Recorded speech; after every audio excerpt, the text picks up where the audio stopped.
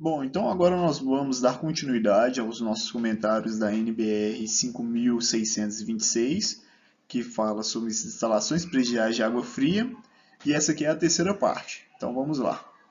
Bom, galera, agora com relação aos reservatórios, a princípio a norma estabelece que reservatórios para água potável não devem ser apoiados no solo ou ser enterrado total ou parcialmente.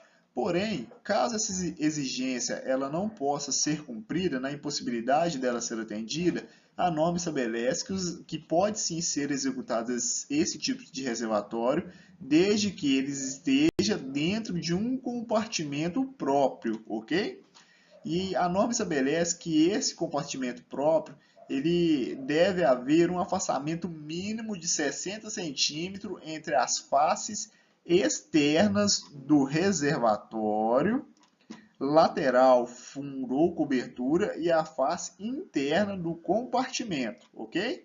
Então, basicamente é o seguinte, a princípio, reservatórios de água potável não podem ser construídos apoiados sobre o solo ou ser enterrados de nenhuma forma.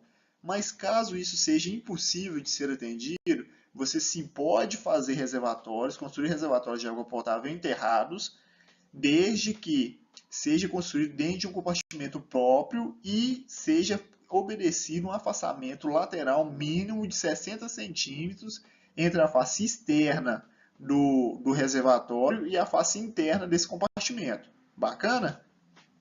Então, ok.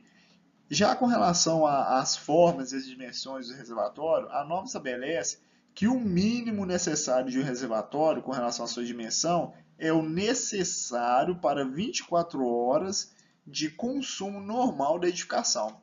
Então, a quantidade mínima de água que um reservatório deve ter, o volume mínimo de água que o reservatório deve ter, é o necessário para abastecer a edificação durante um período de 24 horas, caso haja um interrompimento do abastecimento. Bacana?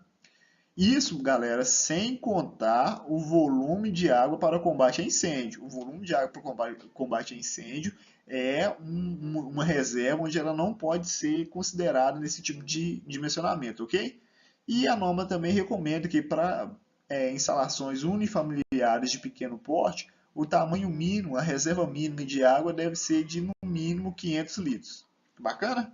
Bom, galera, continuando a falar sobre reservatórios, a norma ainda estabelece que reservatórios de maior capacidade devem ser divididos em dois ou mais compartimentos. Isso é para que, caso haja algum tipo de operação de manutenção, não venha a haver a interrupção na distribuição de água para a edificação. Bacana? Então, reservatórios de maior porte, de maior capacidade, devem ser divididos em no mínimo dois compartimentos. Beleza? Com relação às extremidades das tomadas d'água desses reservatórios, a norma estabelece que as extremidades de tomada d'água do reservatório devem ser elevadas em relação ao fundo deste reservatório.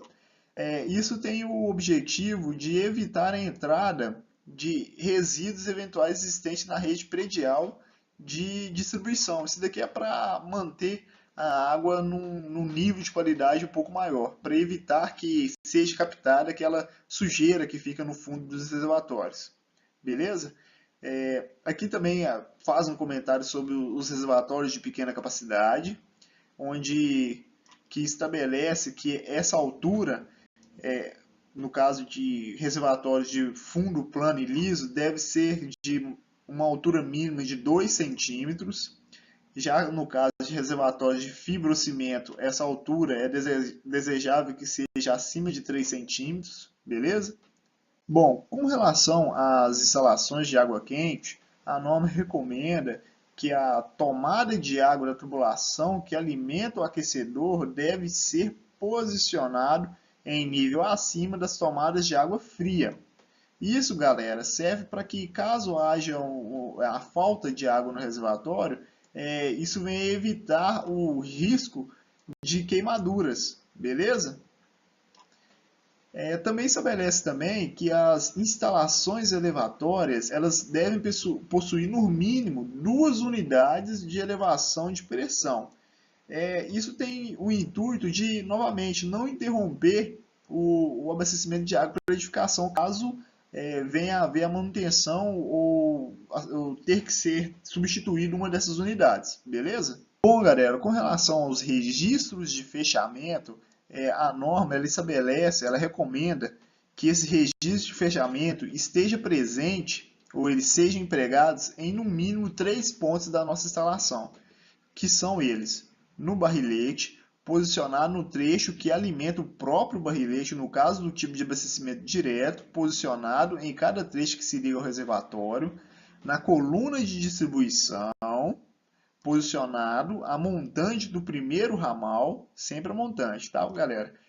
E no ramal, posicionado a montante do primeiro subramal. Bacana? Bom, e assim chegamos ao fim dessa parte 3, e a seguir vai vir mais uma parte, agora falando sobre uns pontos bem específicos da norma com relação à pressão, que é bastante importante também. Então, até logo, obrigado.